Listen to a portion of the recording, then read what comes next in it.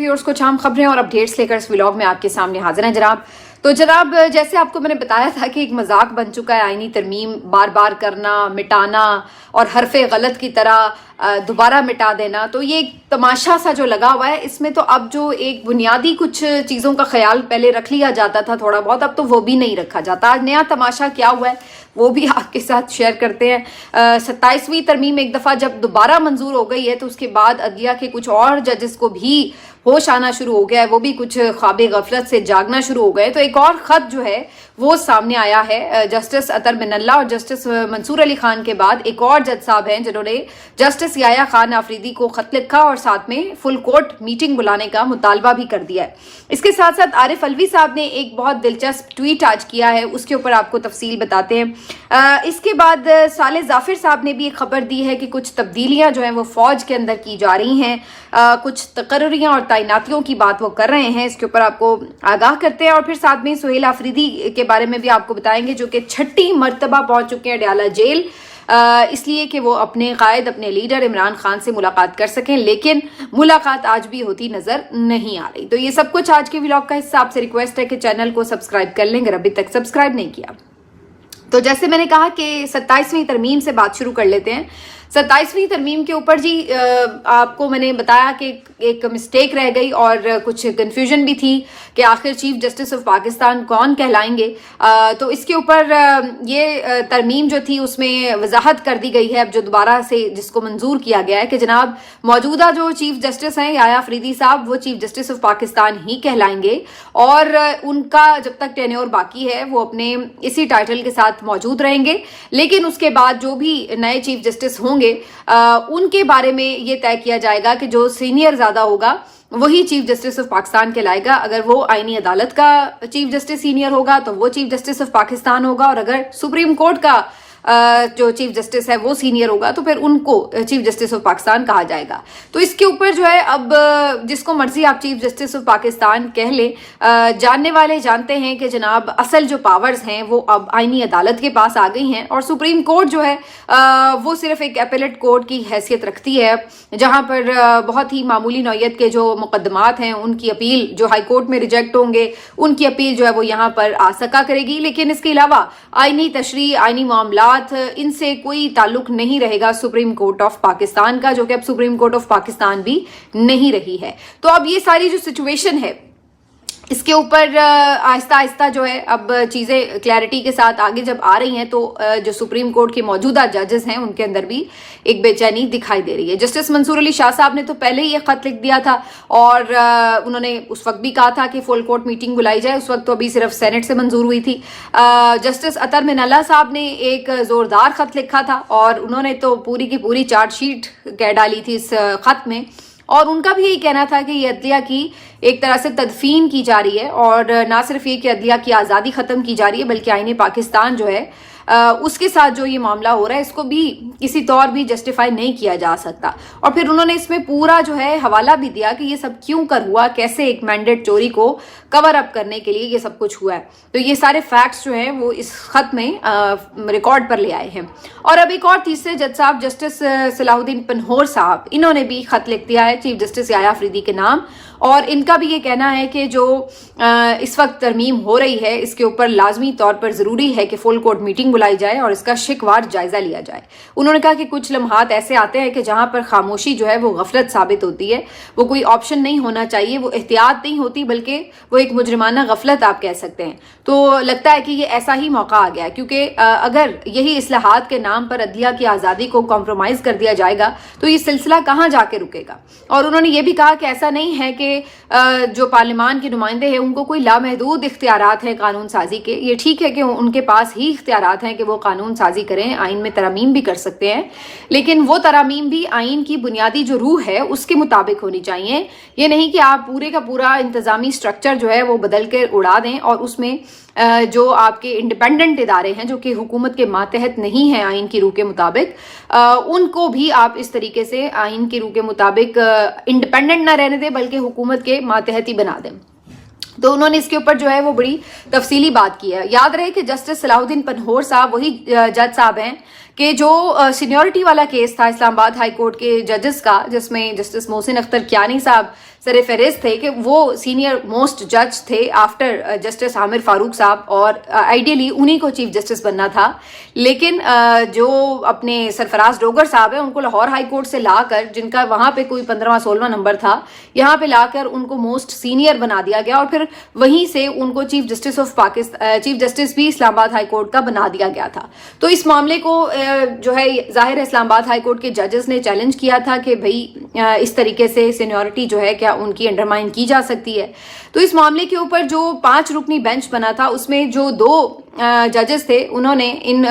جو اسلام آباد high court کے ججز ہیں ان کے حق میں فیصلہ دیا تھا، اور 2 ججز جو تھے وہ پہلے سے ہی خلاف نظر آ رہے تھے کہ وہ ان کے اگینسٹ ہی جائیں گے، وہ ذرا حکومت کی طرف ان کا ٹلٹ نظر آ رہا تھا۔ لیکن ایک جج صاحب تھے بیچ میں، جسٹس صلاح الدین پنہور صاحب، جن کا ووٹ جو تھا وہ فیصلہ کن ہو سکتا تھا اگر یہ جج صاحب اس وقت سینیورٹی والے معاملے کے اوپر اسلام آباد ہائی کورٹ کے ججز کے ساتھ کھڑے ہوتے، 3-2 سے یہ فیصلہ آ جاتا تو آج کچھ تو صورتحال میں شاید مختلف ہوتی۔ ویسے تو خیر اس کو مزید چیلنج کرنا تھا انہوں نے نظر ثانی کے لیے، کچھ نہ کچھ بندوبست یہ کر ہی لیتے ہیں، جب آپ نے آئین اور قانون کی بات ماننی نہیں تو پھر تو وہ کچھ اور بھی بندوبست کر لیتے، لیکن ریکارڈ پہ رہتا کہ جسٹس صلاح الدین پنہور صاحب جو ہیں وہ آئیڈیلی ایک اصول کے ساتھ کھڑے ہوئے،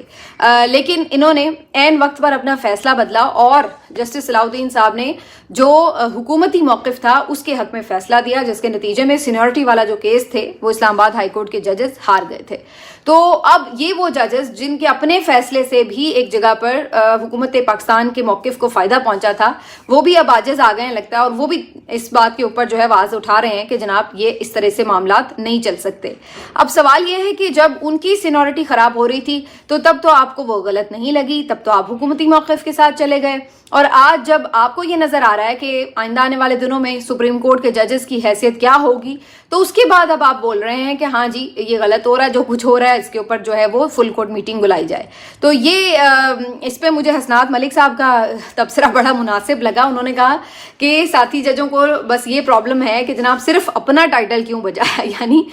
یایا آفریدی صاحب نے اپنے نام کے ساتھ تو چیف جسٹس آف پاکستان لگوا کے اپنا ٹائٹل اپنا آفس تو بچوا لیا ہے، لیکن ان کا یہ کہنا تھا کہ جناب ساڈی واری پھر کی ہوئے گا، سانو تے کچھ نہ پھر ملیا، وہ کہتے ہیں نا میں کی پیار وچوں کھٹیا، تو کوئی ایسی صورتحال جو وہ باقی ججز کی لگ رہی ہے۔ لیکن بہرحال میرا خیال ہے ججز صاحب کو اتنا مایوس نہیں ہونا چاہیے، ہو سکتا ہے انہیں آئینی عدالت میں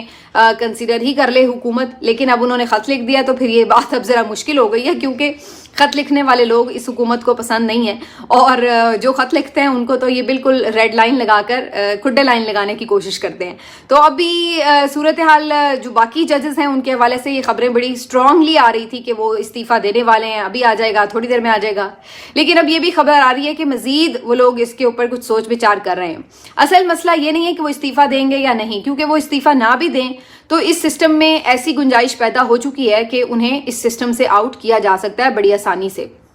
اور ایسی صورت میں صرف انہی کو ہی نہیں بلکہ یہ تک کہا گیا ہے کہ جو آئندہ بھی چیف جسٹس کے لیے 3 ناموں میں سے جس نام کو بنا دیا جائے گا تو باقی جو 2 ججز ہیں وہ ریٹائر ہی تصور ہوں گے، چاہے وہ سینئر بھی ہوں، جیسے کہ منصور علی شاہ صاحب یا ترمین اللہ صاحب جو ہیں انہوں نے ریٹائرمنٹ نہیں لی، اگرچہ یایا آفریدی صاحب ان سے جونیئر تھے اور انہیں چیف جسٹس بنا لیا گیا، تو انہوں نے اب اس کو باقاعدہ قانونی شکل میں ترمیم کر کے ڈال دیا ہے کہ جناب وہ پھر زبردستی اب ریٹائر ہی تصور ہوں گے۔ خیر اب یہ تو بات کنفرم ہے کہ یہ لوگ کام نہیں کر سکیں گے، اب یہ خود ریزائن کر دیں یا یہ نکال دیں حکومت والے، لیکن ان کا کام کرنا تو نظر نہیں آ رہا۔ اصل کویشچن اب یہ ہو پا رہا ہے کہ کیا یہ سسٹم میں رہتے ہوئے کوئی مزاحمت کرنا چاہتے ہیں، یعنی ابھی بھی یہ کہیں کہ جی ہم استعفیٰ نہیں دیتے، آپ نے نکالنا ہے، آپ اپنی کارروائی شروع کریں، ہم ڈیفینڈ کریں گے، یا یہ سمجھتے ہیں کہ ہم ریزائن تو کر دیں لیکن ریزائن کر کے گھر بیٹھنے سے کیا فائدہ ہوگا، کیونکہ بہت سے لوگوں نے ان لوگوں کو یہ مشورے بھی دیے ہیں کہ بجائے اس کے کہ آپ استعفیٰ دے کے ان کی من کی مراد پوری کریں اور خاموشی سے جا کے بیٹھ جائیں گھر، اس کا تو کوئی فائدہ نہیں، نہ آپ کو، نہ قوم کو، نہ عدلیہ کو، کس کو فائدہ ہوگا۔ تو اس سے بہتر یہ ہے کہ آپ استعفیٰ دیں لیکن اس کے بعد ایک موومنٹ چلائیں، عوام میں آئیں اور ان کو بتائیں کہ عوام کے ساتھ کیا ہوا ہے اس 27ویں ترمیم میں، کیا ہوا ہے عدلیہ کی آزادی کے ساتھ۔ تو اگر آپ موومنٹ چلانے کے حق میں نہیں ہیں اور عوام میں جانے کے حق میں نہیں ہیں تو پھر آپ کے استعفے کا جو ہے وہ کوئی فائدہ نہیں ہوگا۔ تو اب دیکھتے ہیں کہ یہ ججز الٹیمیٹلی کس نتیجے پہ پہنچتے ہیں، لیکن یہ بات تو ہے، اور کل میں سن رہی تھی ایک پروگرام میں فیصل واوڈا صاحب نے بھی یہ بات کہی کہ اب ایسا لگ رہا ہے کہ کچھ طوفان اٹھایا جائے گا اور کچھ آنے والے دنوں میں ہلچل ہوگی، لیکن یہ سب جو ہے وہ ایکسپیکٹڈ ہے اور اس کو ہم جو ہے وہ سیٹل کر لیں گے. تو مائٹ بھی وہ اسی طرف اشارہ کر رہے ہوں کہ ان ججز کا آخر کیا فیصلہ ہے. لیکن اب یہ جو 27ویں ترمیم منظور ہوئی ہے، اس میں بھی ایک مسئلہ جو ہے وہ سینٹ میں آیا کہ سینیٹر سیف اللہ ابڑو صاحب جو ہیں، جنہوں نے on the floor of the house resignation کا اعلان کیا، انہوں نے آج دوبارہ آ کے ووٹ بھی کر دیا ہے، کیونکہ آپ کو پتا ہے کہ ان کے ووٹ سے ہی ترمیم منظور ہوئی تھی. اسی طرح جو احمد خان صاحب ہیں JUIF کے، وہ بھی آج دوبارہ آئے ہوئے تھے. انہوں نے خیر floor of the house resign کرنے کا اعلان تو نہیں کیا تھا، لیکن ان کی پارٹی نے ان کے خلاف انہیں نکالنے کے لیے اور ان کے لیے کارروائی کا اعلان کر دیا تھا. اب یہ دونوں حضرات آج دوبارہ آئے ہیں سینٹ کے اجلاس میں اور آ کر دوبارہ سے ترمیم شدہ ترمیم کو جو ہے وہ ووٹ کر رہے تھے. اس کے اوپر یہ سوال اٹھ رہا تھا کہ بھائی، بلکہ بڑا واضح تھا کہ بھائی ایسا کبھی نہیں ہوتا کہ کوئی شخص on the floor of the house آ کے اعلان کر دے کہ میں استعفیٰ دے چکا ہوں اور اس کے بعد پھر مکر جائے اور اگلے دن آ کے دوبارہ اگلی کسی اور قانون سازی میں ووٹ بھی دے ڈالے. تو اس کے اوپر جو ہے یوسف رضا گیلانی صاحب سے جب سوال ہوا تو انہوں نے کہا کہ انہوں نے استعفیٰ اگر دیا بھی ہو تو انہوں نے تو صرف اعلان ہی کیا تھا، تو میرے تک تو کوئی استعفیٰ نہیں پہنچا. جب وہ میرے تک استعفیٰ باقاعدہ ریٹرن پہنچے گا پھر میں انہیں بلاؤں گا اپنے چیمبر میں، پھر ان سے کنفرم کروں گا. ہو سکتا ہے میں انہیں کنونس ہی کر لوں کہ وہ استعفیٰ نہ دیں. تو اس لیے ان کے استعفے کے اعلان کو استعفیٰ نہیں سمجھا جا سکتا. تو یہ ان کی اس کے اوپر جو تھی وہ ایک ایکسپلینیشن تھی جو کہ کافی مضحکہ خیز ہے. اس کی وجہ یہ ہے کہ ہم نے اس سے پہلے یہ تماشا، یہ مذاق نہیں دیکھا کہ کوئی شخص پہلے کہے کہ جی خداحافظ میں جا رہا ہوں، اس کے بعد دوبارہ آ جائے اور قانون سازی کو ووٹ دے رہا ہو. تو بالکل ایک تماشا ہی بن کے رہ گیا ہے یہ سارا عمل. اور اس کے اوپر ڈاکٹر ہمایوں محمد صاحب جو ہیں PTI کے، آج انہوں نے بڑا اچھا آئینہ بھی دکھایا یوسف رضا گیلانی صاحب کو سینٹ میں اجلاس کے دوران. انہوں نے کہا کہ آپ کیسے ان کو یہ یقین دلا رہے تھے کہ جی اگر آپ استعفیٰ دے بھی رہے ہیں تو کوئی بات نہیں، ہم آپ کو دوبارہ لے آئیں گے. گویا کہ آپ جو ہیں وہ فلور کراسنگ کو سپورٹ کر رہے ہیں، آپ اس بات کو انکریج کر رہے ہیں کہ جی بالکل آپ اپنی پارٹیز کے خلاف ووٹ دیں، ان کی پارلیمانی پارٹیز کے جو فیصلے ہیں ان کے خلاف جا کے ووٹ کریں اور آپ بے فکر رہیں، ہم آپ کو دوبارہ سینٹ میں لے آئیں گے. تو آپ یہ کیسے کر سکتے ہیں؟ تو یہ اچھا انہوں نے آئینہ دکھایا، کیونکہ یہ وہی دونوں جماعتیں ہیں، پیپلز پارٹی اور PMLN، جو کہ میثاق جمہوریت میں یہ ایک شک میں لکھ چکی تھی کہ جی فلور کراسنگ کو جو ہے وہ ڈسکریج کیا جائے گا. لیکن آج اسحاق ڈار صاحب بھی فلور کراسنگ کے بڑے فیوز و برکات گنوا رہے تھے اور یوسف رضا گیلانی صاحب نے تو باقاعدہ انہیں انکریج کیا تھا کہ جی آپ بالکل پارٹی پالیسی کے خلاف جو ہے آ کے ووٹ دیں اور ٹینشن نہ لیں، اپنی سیٹ کی سیٹ آپ کو پھر بھی مل جائے گی. تو یہ والی صورتحال تھی. بہرحال جی یہاں پہ آئین اور قانون مانتا کون ہے، لہٰذا جس کی لاٹھی ہے اس کی بھینس ہے. جس طرح سے بھی ترمیم ہوگی، ترمیم تو ہونی ہوگی، وہ انہوں نے کر کے دکھا دی ہے. بھلے کسی نے ریزگنیشن دیا ہو، بھلے کوئی الیکٹ بھی صحیح سے ہوا ہے یا نہیں، تو یہ تماشے تو ہمارے لیے ایک عام سے تماشے بن چکے ہیں. لیکن آج عمران خان صاحب کے جو چیف منسٹر صاحب ہیں سہیل آفریدی صاحب، وہ دوبارہ سے اڈیالہ پہنچ چکے ہیں. چھٹی مرتبہ وہ کوشش کریں گے کہ ان کے قائد سے ان کی ملاقات ہو سکے. آج بھی جمعرات والے دن چونکہ پارٹی ممبرز کے ملنے کا دن ایک دفعہ کا ذکر ہے کہ عدالت نے قرار دیا تھا جس پہ کبھی عمل درآمد نہیں ہوا، تو اسی وجہ سے وہ بیچارے ہر تھرسڈے کو آ جاتے ہیں لیکن ان کی ملاقات نہیں ہونے دی جاتی. اور انہوں نے جو توہین عدالت کی درخواست دائر کر دی ہیں اس کے اوپر بھی کوئی کارروائی نہیں ہوتی. کسی سے بلا کے پوچھا نہیں جاتا کہ کورٹ آرڈر کے باوجود ان کی ملاقات کیوں نہیں کروائی جا رہی. تو یہ ساری گیم میں آپ کو پتہ ہے عدالتیں جس طرح سے سہولت کاری کر رہی ہیں. ان کا پروٹوکول وہاں پہ پہنچ چکا ہے اور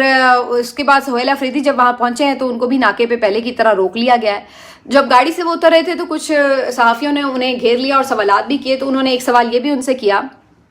کہ آپ کے خلاف ایک اور FIR جو ہے وہ درج کر لی گئی ہے اس بیان کے اوپر جو آپ نے مسجد کے حوالے سے دیا تھا اور سیکورٹی فورسز کے بارے میں جو بات کہی تھی. تو اس پر ان کا بڑا میننگ فل جواب تھا. انہوں نے کہا کہ یہ انہوں نے مجھے نو بال کے اوپر ایک سمجھ لیں فل ٹاس دی ہے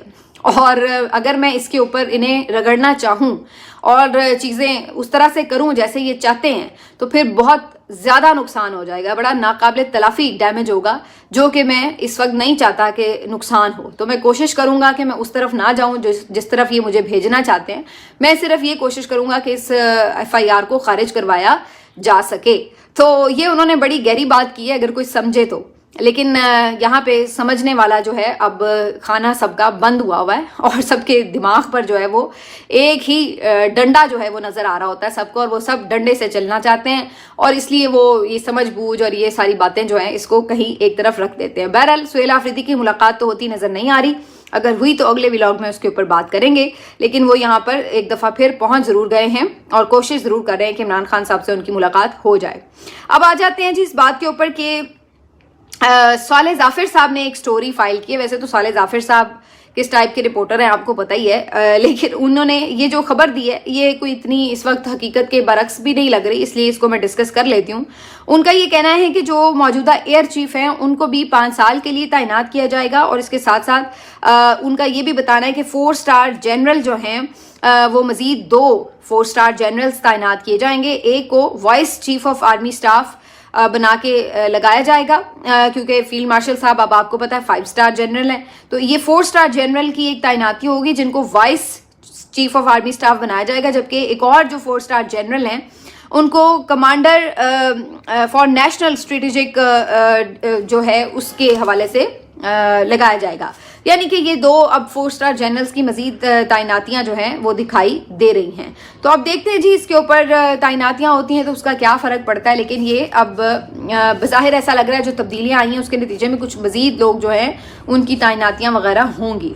لاسٹلی آج ایک خبر جو ہے ٹویٹ کی صورت میں سامنے آئی، جس میں عارف علوی صاحب، سابق صدر عارف علوی صاحب نے یہ انکشاف کیا ہے کہ ان کو یہ مشورہ دیا گیا تھا اور ان کے ذہن میں بھی یہ بات تھی کہ جب وہ برسر منصب تھے اور صدر تھے اس وقت عمران خان صاحب کے مختلف کیسز چل بھی رہے تھے اور ان کو 1-2 کیسز میں سزا بھی سنائی جا چکی تھی، تو اس وقت انہیں یہ کہا گیا تھا کہ آپ جو ہیں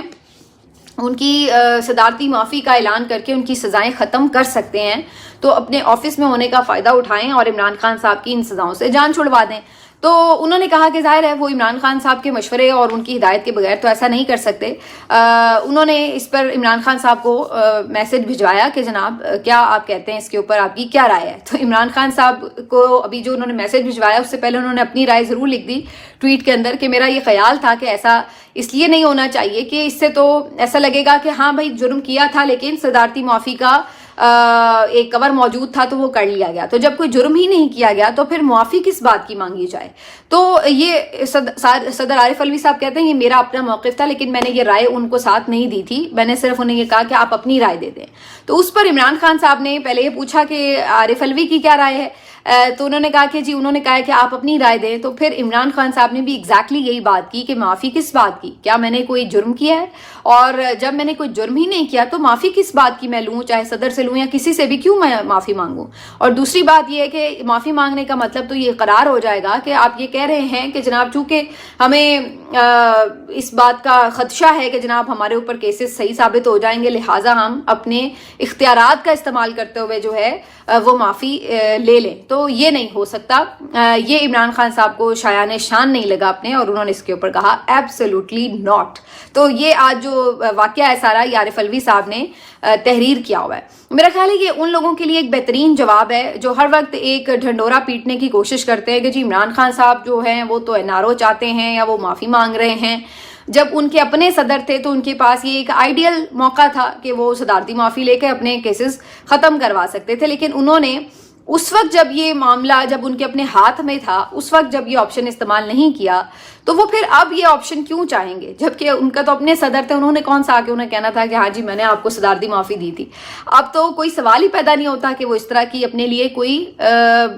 پچھلا راستہ ڈھونڈیں یا کوئی ایسی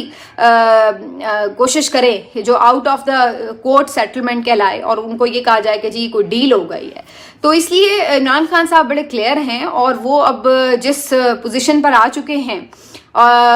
جتنی انہوں نے بہادری اور دلیری سے جیل کاٹ لی ہے، اس کے بعد اب ان کو میرا نہیں خیال ہے کہ اس چیز کی کوئی پرواہ بھی رہ گئی ہے کہ ان کو کب اور کس طرح کن کنڈیشنز میں رکھا جا رہا ہے، بلکہ وہ اس بات کا اس لیے صرف اظہار ضرور کرتے ہیں کہ چیزیں ریکارڈ پر رہیں، لیکن انہوں نے اس بات کی اوپر کبھی گھبراہٹ کا